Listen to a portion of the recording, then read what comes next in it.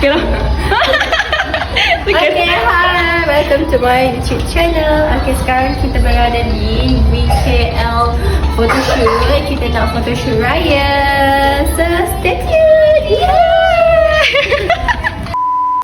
Okay, time ni kita tengah tunggu fotografer kita panggil lah. Kak Aina tengah bersiap and then posing. Okay, yang ni pula tak habis panggil budak-budak dia tu. Bawa lah ke mana-mana pun. Tak lari ya. Taska tadika on. Okay. Pada otak dia. Astagfirullahalazim, tak lari. Ha? Itu tak ada. Itu tak ada. Raya.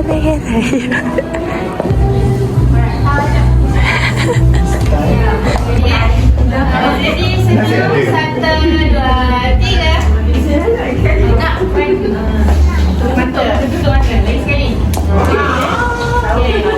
Ready? 1, 2,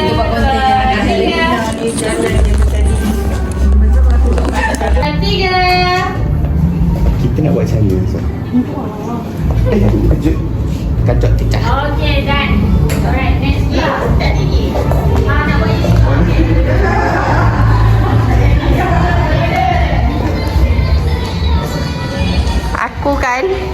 Aku kan kalau budak ni kan. Kalau dah ada lighting tu kan.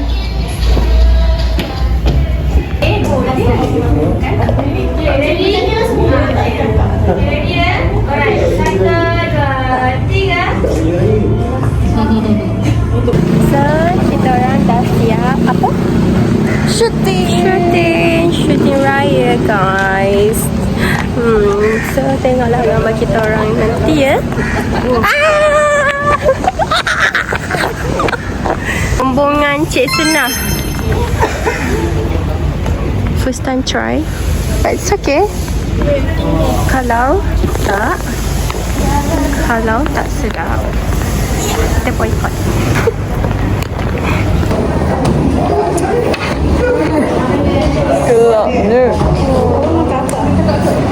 You all semakin sana je kot.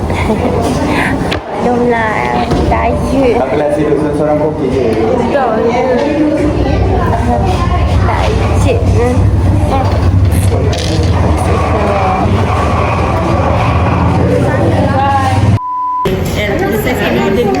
SPPI satu sekarang ni. Awak pun nak TOI. Wow. Ada order minum ais. Stay ice. Ha? Stay ice. TOI. Baik, apa lagi? Proses syakur.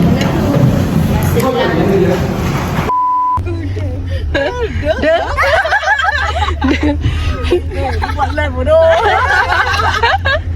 Tiba-tiba naik view sebab apa? Semua dah nyanyi. Ada suara-suara.